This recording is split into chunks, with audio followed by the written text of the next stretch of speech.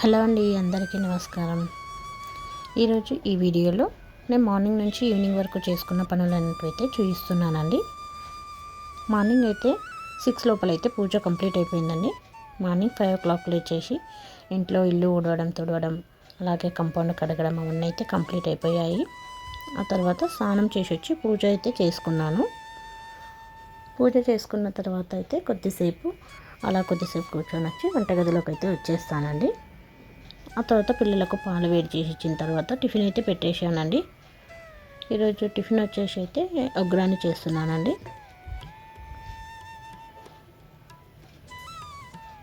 ఇదైతే ప్రాసెస్ అయితే చూపించలేదండి, వీడియో అయితే మధ్యలోనే స్టార్ట్ చేసేసాను, మర్చిపోయాను ఆన్ చేయడం. ఆ తర్వాత బొనుగులు అయితే పెట్టేసుకున్నాను. ఇప్పుడైతే ఈ పోపు పెట్టేసుకున్న దాంట్లో అయితే బొనుగులు వేసి కలుపుకోవాలి. ఇది ఇలా కలుపుకునేటప్పుడు మనం ఇందులో పుట్నాల పొడి ఉంటుంది కదండి, పుట్నాల పౌడర్ అదైతే ఇందులో వేసి కలిపేసుకోవాలి. ఆ తర్వాత నిమ్మకాయ కూడా పిండుకోవచ్చండి ఇందులోనే. ఉప్పు అయితే నేను ఫస్టే ఆ పోపు వేసుకునేటప్పుడే ఉల్లిగడ్డ టమాటా పచ్చిమిర్చి వేసి పోపు వేసుకుంటాం కదండి, అందులోనే వేసేస్తాను. అల్లం పేస్ట్ పసుపు ఉప్పు అయితే వేసేస్తాను. ఇప్పుడైతే పైనుంచి అయితే ఉప్పు అయితే ఒకవేళ ఏమైనా తక్కువ పడ్డది అంటేనే వేసేస్తాను. ఇప్పుడు ఇందులో అయితే పుట్నాల పొడి అయితే వేసేసి కలిపేసుకున్నాను. నిమ్మకాయ ఒకవేళ మనకి ఇందులో పిండుకోవచ్చు, లేదు అంటే మనం తినేటప్పుడు సపరేట్ దానిలో అయినా మనం ఇట్లా పిండి వేసుకొని తినచ్చు. దీన్ని అయితే ఎక్కువగా వేడి చేయొద్దండి. కొద్దిసేపు మనం కిందికి దించేసి కలుపుకున్న తర్వాత కొద్దిసేపు మీడియం పెట్టేసి ఆ తర్వాత బంద్ చేసేయాలి స్టవ్ అనేది. ఎక్కువ వేడి పెట్టేసామంటే మెత్తగా అయిపోతుంది బొనుగులు అనేవి. ఆ తర్వాతే పప్పు పెట్టేశానండి. ఆ తర్వాత వంకాయ ఫ్రై అయితే చేస్తున్నాను. పప్పు అయితే కంప్లీట్ అయిపోయింది. ఇంకా పిల్లలకు బాక్స్ పెట్టేయాలి కాబట్టి ఒక పని తర్వాత ఒక పని తొందరగా అయితే అయిపోతుంది. పప్పు అయితే కంప్లీట్ అయిపోయింది. అంతవరకు ఇక్కడైతే వంకాయ ఫ్రై అయితే చేద్దామని ఒక బాండి పెట్టేసి అందులో ఆయిల్ వేసేసి ఉల్లిగడ్డ అయితే వేసేసాను. అది కొద్దిగా మసలేటప్పుడు అల్లం వెల్లిపాయ పేస్ట్ అయితే వేసేసాను. అది అడుగంటకుండా అప్పుడప్పుడు కలుపుతూ ఉండాలి. అది కొద్దిగా ఆయిల్లో ఫ్రై అయిన తర్వాత టమాటాలు వేసుకోవాలి. ఆ తర్వాత పసుపు ఉప్పు అయితే ఇందులోనే వేసేస్తున్నాను. ఆ ఉప్పు వేయడం వల్ల టమాటా అనేది మగ్గుతుంది. మగ్గిన తర్వాత వంకాయ వేసేసానండి. ఆ తర్వాత కారం మసాలా అవైతే వేసేసాను. ఆల్మోస్ట్ వంకాయ కూడా కంప్లీట్ అయిపోయిందండి. ఆ తర్వాత పప్పు అయితే కంప్లీట్ అయిపోయింది కాబట్టి పప్పు రుబ్బేసుకొని పోపు అయితే పెట్టేసుకుంటున్నాను. పప్పు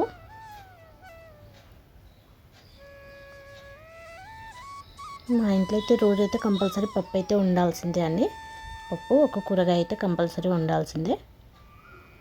లేదు అయినా ఏదో టమాటా చారు ఫ్రైస్ లేదంటే చట్నీలు ఏదైనా ఒకటైతే ఉండాలి. 2 కూరగాయలు అయితే ఉండాలి. ఒకటి లిక్విడ్ లాగా ఒకటైతే ఫ్రై లాగా అయితే ఉండాలి.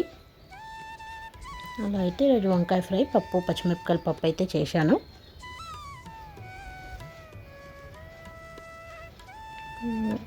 వంట అయితే కంప్లీట్ అయిపోయిందండి. పాలు గరం అయిపోయాయి, అవి దించేసాను పక్కకి. పప్పు కంప్లీట్ అయింది, వంకాయ ఫ్రై కంప్లీట్ అయిపోయింది. ఇప్పటికైతే పిల్లలకు బాక్స్ పెట్టించేసేస్తున్నాను.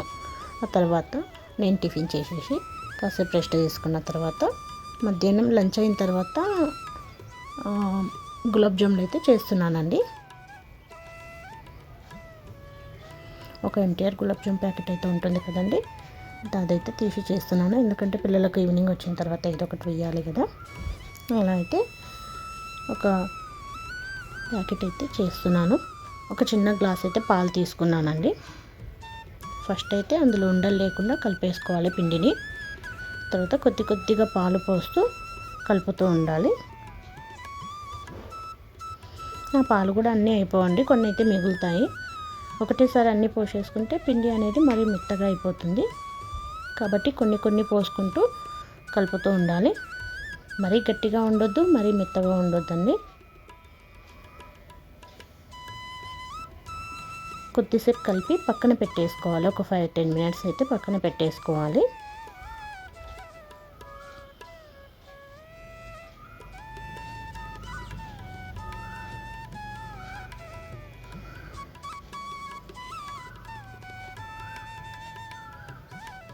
ఒకటేసారి పాలు పోసామంటే పిండి అనేది చాలా మెత్తగా అయిపోతుంది. మనకు గులాబ్ జామున్ అవి రౌండ్స్ అయితే చేయడానికైతే రావు. కాబట్టి కొన్ని తడుపుకుంటూ కొన్ని పోసుకుంటూ తడుపుతూ ఉండాలి పిండి. చూడండి నాకైతే ఎన్ని పాలు అయితే మిగిలేసాయి. ఇదే పిండిని మనం మొత్తం మంచిగా కలిపేసుకోవాలి. ఇప్పుడు మనకు చేతికి అంటింది అదంతా అయితే పోతుందండి. కొద్దిగా నెయ్యి వేసి కలుపుకోవాలి పిండిని అయితే. మన చేతికి ఏమన్నా ఉన్నా కూడా అది మొత్తం వెళ్ళిపోతుంది. ఇలా అయితే మొత్తం మెత్తగా తడిపేసి పెట్టేసుకోవాలి. మరి మెత్తగా ఉండొద్దు. మనం చపాతీ పిండి అయితే ఎట్లయితే తడుపుతామో అలా ఉండాలి. దానికన్నా కొద్దిగా మెత్తగా ఉండాలి. బాగా కలుపుకోవాలండి పిండిని మాత్రం.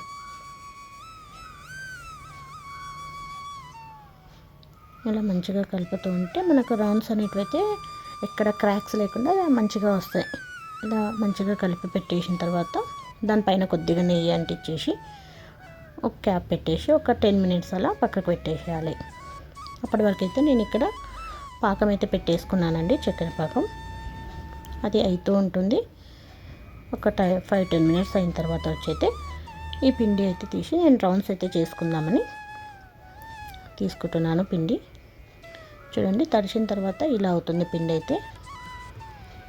ఇప్పుడు ఈ పిండిని కూడా మనం చేసే ముందు మళ్ళొక్కసారి ఇలా మనం ఆ పిండిని మెత్తగా చేస్తూ రౌండ్స్ అయితే చేసుకోవాలి. మనం ఎంత పిండిని అయితే ఇలా ఒత్తుతూ ఉంటామో మనకు రౌండ్స్ అయితే అసలు ఎక్కడ క్రాక్స్ అనేటివి రాకుండా మెత్తగా బాగా వస్తాయి. కంపల్సరీ అయితే ఒక 10 మినిట్స్ అయితే పక్కకైతే నానబెట్టాలండి పిండిని తడిపిన తర్వాత.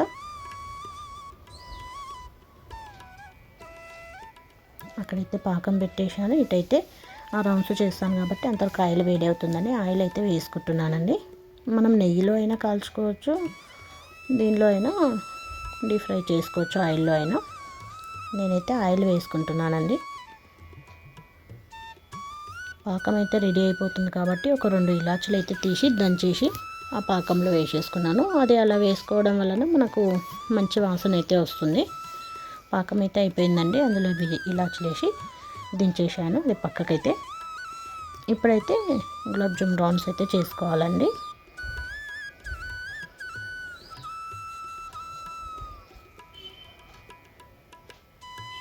పిండిని ఇలా మెత్తగా తడుపుకున్న తర్వాత చిన్న రౌండ్స్ అయితే తీసి పెట్టేసుకోవాలి. మనకు అన్నీ మనం ఒకటేసారి పిండి ఇంత తీసుకుంటే ఒకటి పెద్దగా ఒకటి చిన్నగా వస్తుంది కాబట్టి స్టార్టింగ్లో మనకి ఎంత కావాలనో అంతంత చిన్న పిండి అయితే తీసి పెట్టేసుకోవాలి. ఆ తర్వాత ఇప్పుడు మనము రౌండ్స్ అయితే చేసుకోవాలి ప్రతి ఒక్క దాన్ని తీసుకొని.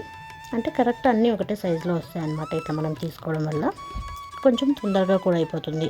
ప్రతిసారి పిండిలో నుంచి ఇంత పిండి తీసుకోవాలంటే ఒకటి పెద్దగా ఒకటి చిన్నగా వస్తుంది కాబట్టి అన్నీ ఫస్ట్ అయితే కొద్దిగా ఇలా తీసి పెట్టేసుకుంటాను నేనైతే. మనం ఫస్ట్ కొంచెం మధ్యలో పెట్టేసి గట్టిగా నొక్కి ఆ తర్వాత మెల్లిగా చేతినైతే మెల్లిగా అంటూ ఉంటే అవి రౌండ్స్ అయితే ఇలా వచ్చేస్తాయి. నా చేతికైతే మెహందీ పెట్టేసుకున్నానండి కాబట్టి చేతులు అయితే రెడ్గా ఉన్నాయి. దాన్ని అయితే ఇగ్నోర్ చేసేయండి. ఇలా అయితే అన్నీ అయితే బౌల్స్ చేసుకున్నాను. మనం ఆయిల్ అయితే ఒక సిమ్లో పెట్టేసుకోవాలి. స్టార్టింగ్ మనం వేసినప్పుడైతే నూనె మీడియం ఫ్లేమ్లోనే ఉండాలి. మరి ఎక్కువగా వేడి అయ్యి ఉండకూడదు, వేసినామండి మాడిపోతాయి. ఆ తర్వాత మనం సిమ్లో పెట్టేసి వీటిని తిప్పుతూనే ఉండాలండి.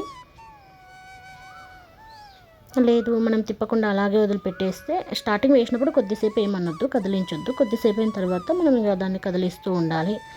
లేదు ఒకవేళ కదిలించలేదంటే ఒక సైడ్ కాలే, ఒక సైడ్ అయితే కాలవు. కాబట్టి ఇలా కదుపుతూ ఉండాలి.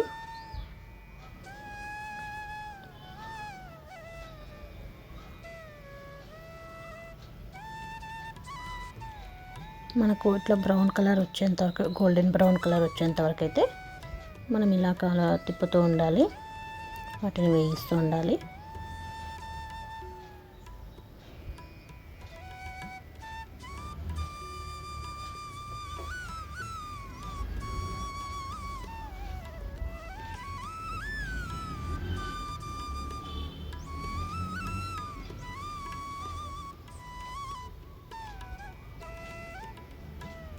మనం ఇవి కలర్ చేంజ్ అయినాయి కదా అని తీసేసామంటే బయటికి తీసిన తర్వాత కొద్దిగా వైట్గా కనిపిస్తాయి. కాబట్టి ఇంకొద్దిగా బ్రౌన్ కలర్ వచ్చే వరకు అయితే వేయించుకోవాలి.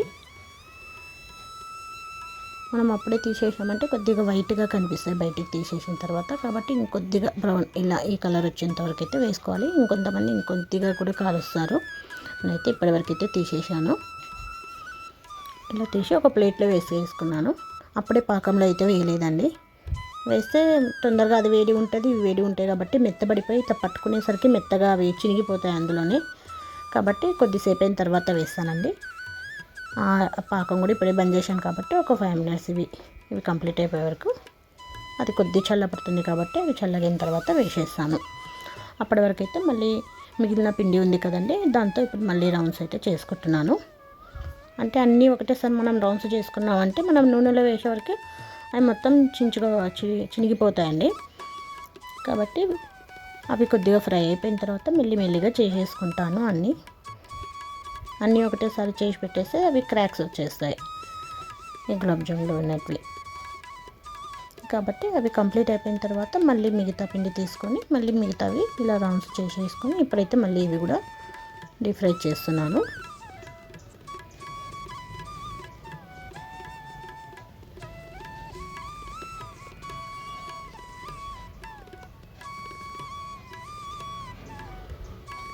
మనమైతే కదపకుండా ఉన్నామంటే అడగంటిపోతాయి, దానికి అంటుకుంటాయి కింద. ఆయిల్ మరి ఎక్కువ వేడిగా అయితే ఉండొద్దండి, నార్మల్ వేడిగానే ఉండాలి.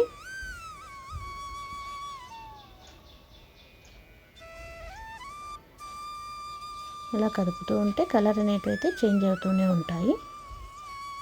సిమ్ నుంచి మీడియం ఫ్లేమ్ నుంచి సిమ్లో పెట్టేసి ఇవి వేయించుకోవాలి. మనం ఒకటేసారి పెద్దగా పెట్టేసామంటే అవి పైన మాత్రం కాలినట్టు ఉంటాయి, లోపల మాత్రం మెత్తగా పిండి అలాగే ఉండిపోతాయి. కాబట్టి అవి సిమ్లో పెట్టేసి ఇప్పటికైతే ఇవి కొద్దిగా చల్లారినాయి కాబట్టి ఇవైతే పాకంలో వేద్దామని ఇంతకుముందు చేసిన జామున్స్ అయితే తీసుకొచ్చి ఇందులో వేసేసాను. పాకంలో అయితే వేసేసాను. ఆ తర్వాత మిగతావి అవి కూడా అయిపోయి ఉంటాయండి. ఇవి కూడా ఇంకా మనం ఇంకొద్దిసేపు అయితే వేయించుకోవాలి. మనకి ఇంకొద్ది కలర్ అయితే రావాలి. ఇప్పుడు ఇలాగే తీసామంటే కొద్దిగా వైట్గా కనిపిస్తాయి కొద్దిసేపు అయిన తర్వాత, బయటికి తీసిన తర్వాత. కాబట్టి వీటిని ఇంకొద్దిసేపు అలాగే ఫ్రై చేసి ఆ తర్వాత అయితే తీసేస్తాను.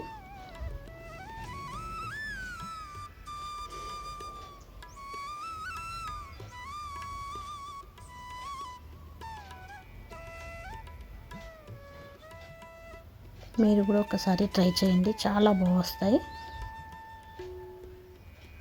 ఇదైతే ఎక్కువ ప్రాసెస్ ఏమి ఉండదండి, తొందరగా అయిపోతాయి. ఒక 1 అవర్ లోపు అయితే కంప్లీట్ అయిపోతాయి. 1 అవర్ అంటే మనం చేసుకునే క్వాంటిటీ బట్టి 1 అవర్, లేదు ఇలా ఒక ప్యాకెట్ చేసుకోవడం అంటే ఒక హాఫ్ అన్ అవర్లో అయితే కంప్లీట్ అయిపోతుంది. నేను ఒక్కోసారి అయితే 2 ప్యాకెట్లు చేసేసాను. లేదు అంటే ఒక ప్యాకెట్, ఆ రోజు పిల్లలకి ఈవినింగ్ వరకే కాబట్టి ఒకటి ప్యాకెట్ చేసేసాను. ఒక 2 డేస్ వస్తాయిలేండి ఇవి. ఒక హాఫ్ అన్ అవర్లో కంప్లీట్ అయిపోతాయి. మీరు కూడా ఒకసారి ట్రై చేసి చూడండి, చాలా బాగుంటాయి. ఇవైతే కంప్లీట్ అయిపోయాయండి. ఇవైతే తీసేస్తున్నాను.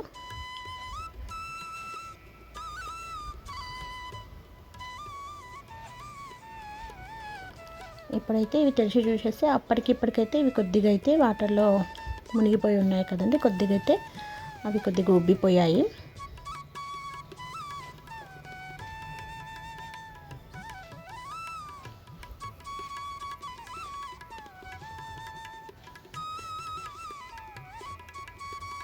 ఇప్పుడు ఇవైతే మనము ఈరోజు చేసి ఈవినింగ్ అలా చేసి పెట్టి మార్నింగ్ తింటే కూడా ఇంకా చాలా బాగుంటాయి.